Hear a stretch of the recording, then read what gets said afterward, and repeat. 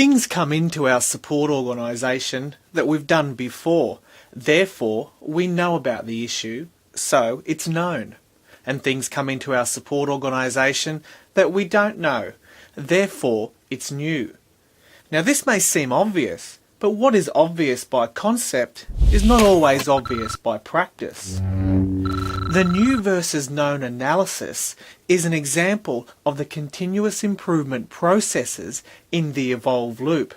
The new versus known process can help assess the health and the effectiveness of the support organisation's KCS practices. This is an example of the kind of process the Knowledge Domain Expert, or KDE, would facilitate. You see, the goal of KCS is to capture and reuse knowledge gained through customer interactions. We want to solve it once and use it often. Ideally, we would like our support resources to solve new issues, not known issues. As a support organisation adopts KCS and integrates the use of the knowledge base into the problem-solving process, we will see the internal reuse of knowledge increase, and by this we can establish the baseline for new versus known ratio.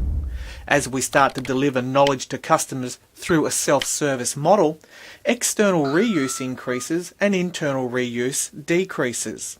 This is because we are solving known issues through self-service.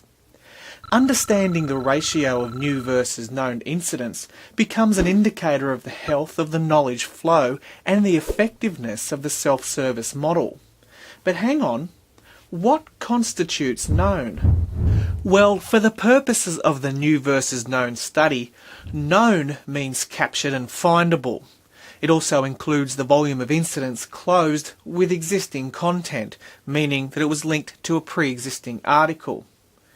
On this note, some environments have found it interesting to identify known but not captured, which would be helpful if there's a lot of tribal knowledge, which represents the things that are known by all but not captured in the knowledge base.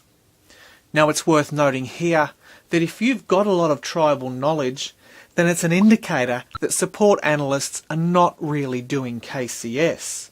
Remember, if it's worth solving, then it's worth capturing in the knowledge base. Okay, we're clear on the definition of known, but you mentioned linking. Well, you can link anything, so what constitutes a legitimate link? In its simplest form, a link is a KCS knowledge base article that resolves the question or the problem raised by the customer and is validated by the customer, just for those who think that ignoring the incident might make it go away. As search engines have become more and more sophisticated and documentation is indexed and linkable even at the word or sentence level, some organisations are just linking a sentence or a paragraph that resolves the issue to the incident as a resolution. Pretty cool, huh?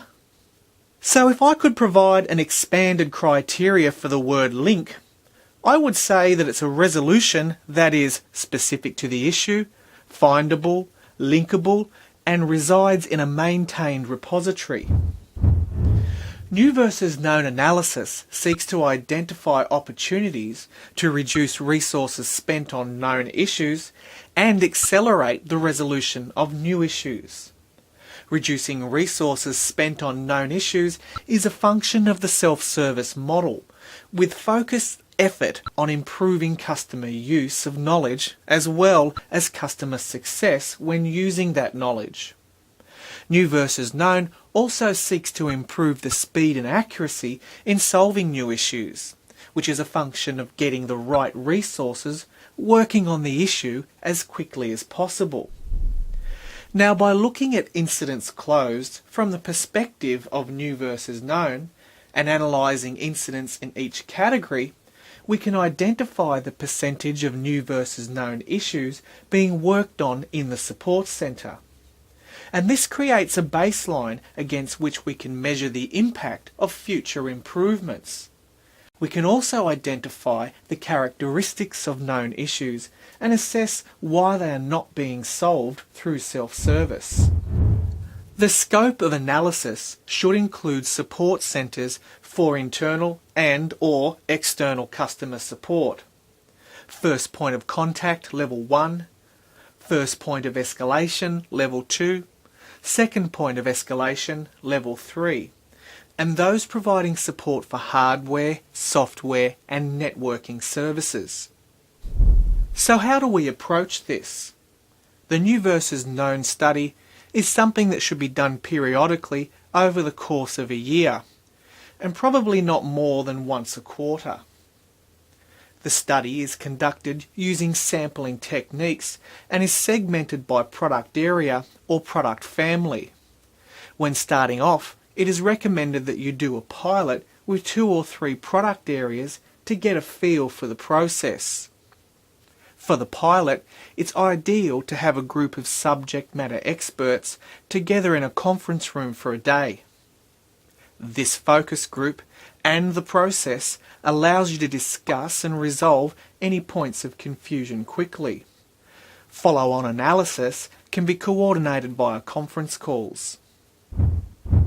There are 4 steps in the new versus known process.